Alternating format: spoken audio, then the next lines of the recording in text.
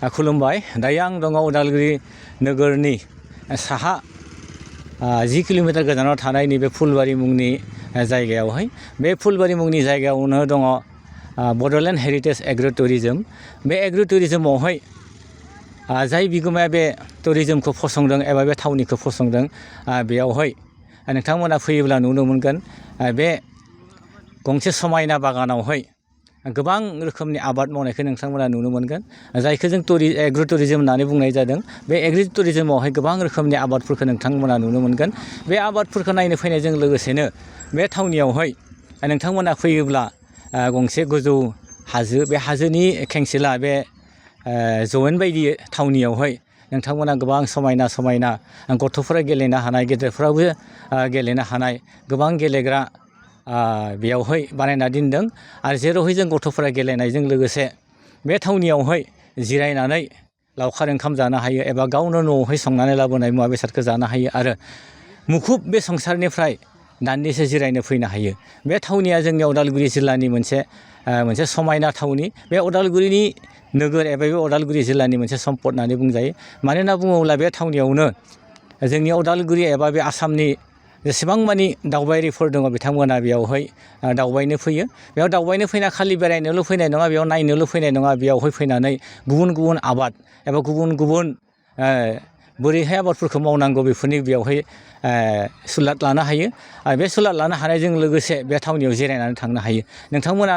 भिजुअलाव नुनो मोनो गोबां गेलेग्राफोर गथ'फोर एबा गेदेरफोर गेलेग्राफोर थावनिफोर दङ गेलेग्रा आगजुफोर दङ बेयाव गेलेनो हायो आरो बे थावनिया जोबोद समायना मानो होनना बुङोब्ला जोंनि केमेरामेना दिन्थिगोन साहाथिंहाय दङ गंसे गोजौ हाजो बे हाजोखौ बारनाय लोगो लोगोनो नोंथांमोना मोनगोन भुटान आरो फारसेजों अरुणाचल सिमा बे जोंनि साहाथिं थानाय बे भुटान रायजोखौ बे हाजोखौ बारनायनि उनाव जों मोननो हायो आरो खोलाहाथिं जोङो समायना जोंनि आसाम रायजोनि उदालगुरि जिल्ला बे थावनिनिफ्रायनो बे बड'लेण्ड हेरिटेज एग्र' टुरिजमनिफ्रायनो गाहायथिं नायोब्ला गोबां समायना आबादथिलिखौ जों नुनो मोनो आरो बेनि जयेनावहाय एसे गोजौ बे हाजोआवनो जों नोंथांमोना फैनानै गावनि मेंख्रुबनाय गावनि बे दान्दिसे खामानिनिफ्राय जिरायनो नोंथांमोना लुबैयोब्ला बेयाव फैनो हागौ बेयाव फैनो थाखाय उदालगुरि नोगोरनि बे गलमा सकनिफ्राय एबा गलमा जेराव सक दङ बे सकनिफ्राय साहाथिं फैनांगोन साहाथिं 10 किल'मिटार एबा 10 किल'मिटार फैनानै बे फुलबारि मुंनि बे थावनिखौ मोनफैगोन बे फुलबारि थावनियावनो बे बड'लेण्ड हेरिटेज एग्र' टुरिजमा दङ बेयाव फैनो थाखाय नोंथांमोना जायखिजाया गारि फिसा लानानै फैनो हायो गावनि प्राइभेट गारि नङाब्ला गुबुन गुबुन नोंथांमोना नुनो मोनो बे सोरगिदिं नोंथांमोना गोबां अट'फोर बेटारि गारिफोर फिसा गारिफोर दङ बेफोरबायदि गारि लानानै नोंथांमोना फैनो हागोन बेयावहाय खालि फरायसाल' नङा बोराय बुरै जल' सेंग्रा बयखौबो नोंथांमोना फैनाय नुनो मोनगोन मानो होनबा बेयाव फैनानै सानदुं गोसायाव फैयोब्लाबो नोंथांमोना बेवहाय फैनानै दंफां गोबां दङ बे दंफांनि गेजेर गेजेर बा दंफांनि सिं सिङाव जिरायफैनो हायो आरो लोगोसे गावनि लोगो गावनि बिसि एबा गथ' गथायजों बेवहाय गेलेहोनो हायो बे गेलेनायजों नोंथांमोना बेयावहाय दान्दिसे गावसोरनि मेंग्रुनाय देहाखौ जिरायनानै थांनो हायो बेयाव गोबां सुबुंफ्रा फैनानै बेयावहाय जिरायफैयो एबा बेरायनो फैयो नायनो फैयो खालि नायनो फैनायल' नङा बेयाव फैनानै गावनि मेंख्रुबनाय देहाखौ दान्दिसे जिरायहोनो फैयो बे लेखायैनो जोङो नुनो मोन्दों दिनैबो बेयाव गोबां दावबायारिफ्रा फैदों बिनि गेजेराव नै आंनि सेरावहाय सानैसो दावबायारिफोर दङ आं बिथांनिफ्राय सोंनो लुबैदों नोंथांमोनाबो दावबायनो फैदों बेवहाय नोंथांमोना बहानिफ्राय फैदों आं फैदों बोरि गामिनिफ्राय नोंथांमोना बेवहाय फैबाय थायोना फैबाय थायो बेयाव बे एकदम बरिया ओरैबायदि मोजां जायगा ना बियो बाब बिराद समायना माने पिकनिक प्लेसबो जायो ओमफ्राय माबाबो जायो आबादनि माबा नायनो हायो आरो गेलेग्राबो दङ बहुद किसिमनि गेलेग्रा दङ गथ'फोरखौबो जेनेबा परियाल हिसाबै फेमिलि हिसाबै लाबोनो हायो बिराद माने मोजां मोनगोन आरो गथ'फोराबो बेवहाय जों नुनो मोन्दों बेवहाय फिसा फिसा कटेजफोरबो दोङो जेराव माने गुबुन थावनिनिफ्राय फैनो हायो नामा थाफैनो हागोन रुम दङ अजस्र बेयाव जानाय थानाय सब सुबिदा दंजोबो हटेल दङ थाग्रा दैफोरनिबो आंखाल गैया एकदम साफाखा दैयाबो टेनसनानो गैया गुबुनफोरखौ नोंथाङा मा बुंगोन बेयाव फैनो थाखाय एकदम माने फैनानै माने रंजागोन आरो जिरायना थांनो हायो जिरायनो थां साबायखर थाबाय नोंथांमोना नुनो मोनदों बेयाव फैनाय साफ्रोमबो फैनानै बेयाव खुसि जानानै थाङो मानो होनोब्ला बेयो मोनसे समायना थावनि बे दावबायारिनि थाखाय मोनसे स्पट होननानै बुंजागोन टुरिस्ट स्पट होननानै बुंजागोन बेखौ बड'लेण्ड हेरिटेज एग्र' टुरिजम होनना बुङोब्लाबो बेखौ मोनसे टुरिस्ट स्पट बायदि जों लानो हायो मानो होनना बुङोब्ला बेयावहाय गोबां दावबायारिफ्रानो बेयावहाय दावबायफैयो बे दावबायग्राफोरनि मोनसे समायना मोनसे मोजां थावनि बेखायनो जाय बिगोमा अबिनाश दैमारिया बेखौ फसंदों बिथाङा गावनि गोसो होथाबनानै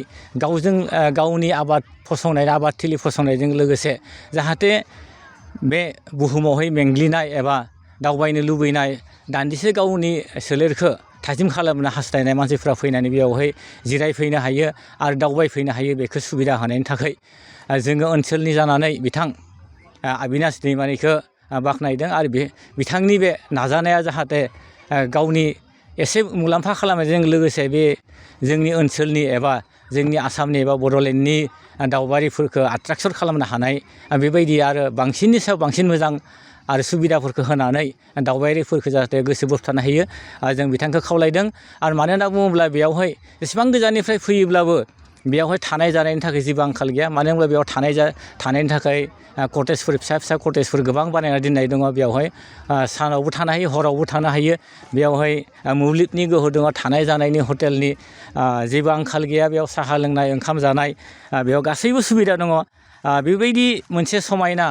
थावनिजों लोगोसे गासैबो सुबिदा थानाय बेबायदि थावनि जोंनि उदालगुरि जिल्लायाव गोबां खम दङ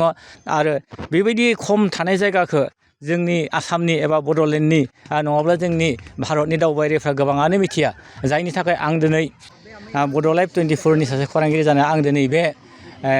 बड'लेण्ड हेरिटेज एग्रि टुरिजमावहाय बेरायनो फैदोंमोन बेयाव बेरायनो फैनानै ओरैबायदि समायना मोनसे दावबायनो थाखाय एबा पिकनिक जानो थाखाय एबा बेरायनो फैनो थाखाय गावनि जिरायनो फैनानै जोबोद गोजोननाय मोन्दों आरो जोबोद समायना नुदों आंल' नङा दा बेयाव फैनाय गोबां दावबायारिफोरानो गावसोरनि गोसोनि बाथ्राखौ फोरमायदों बेबायदिनो दायो आंजों गोबां दावबायारिफोर दं आं बिथांमोननिफ्रायबो बिथांमोना मा बुङो आं बेखौ सोंनो हास्थायबाय আপোনালৈ ক'ৰ পৰা আহিছে আমি ৰিচেণ্টলি মইতো মানে মই গাইজ ইহঁতক লৈ আনিছোঁ গড়েশ্বৰৰ পৰা ৰিচেণ্টলি মানে ভিউ বঢ়িয়া লাগছে আৰু গড়েশ্বৰ বুলি নহয় তামোলপুৰ অব্দিৰ পৰা মই মানুহ আনিছোঁ মানে বঢ়িয়া লাগছে দৃশ্যটো ভাল লাগছে ফুলবাৰী মানে ৰিচেণ্টলি 2-3 দিন পিছে আহি থাকোঁ ভাল লাগছে দৃশ্যটো বঢ়িয়া লাগছে আৰু মানে গাইজ মানে বেলেগকো কওঁ মানে আমন্ত্ৰণ জনাওঁ মানে এওঁলোকে আহি পেলাই ভিউটো চাব পাৰে একদম জেনেৰেল ভিউ বঢ়িয়া ভিউ খোৱা লোৱা সব ব্যৱস্থা আছে খোৱা লোৱা থকা সব সুবিধা আছে ৰাতিও থাকিব পাৰে সব সুবিধা আছে মানে এনেকুৱা সুবিধা মানে গাইজ এনেকুৱা সুবিধা নাই আৰু নৰ্থ ইষ্টত নাই আৰু ক'বলৈ গ'লে মানে নৰ্থ ইষ্টৰ ছাইডত গ'লে মানে অলপ অসুবিধা হয় না যান বাহনৰ অসুবিধা হয় কাৰণে ইয়াতে থকা খোৱা সব সুবিধা আছে এভৰি ফেচিলিটি দङ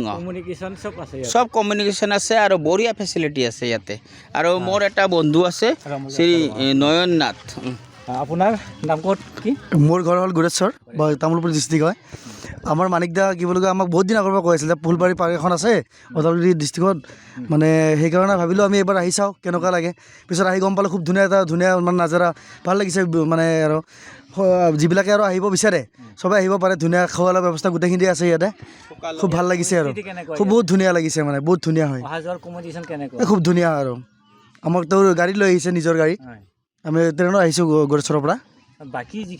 যিখিনি মানে টুৰিষ্ট আছে এইবিলাক আপুনি কি ক'ব সব আহিব লাগে চবে মানে চাব লাগে মানে যিটো ভিউ আছে ইয়াতে সকলোৱে আহি কিনে আমাৰ চাব লাগে ভিউটো আৰু সকলোৱে আহিব পাৰে পৰিয়ালে আহিব পাৰে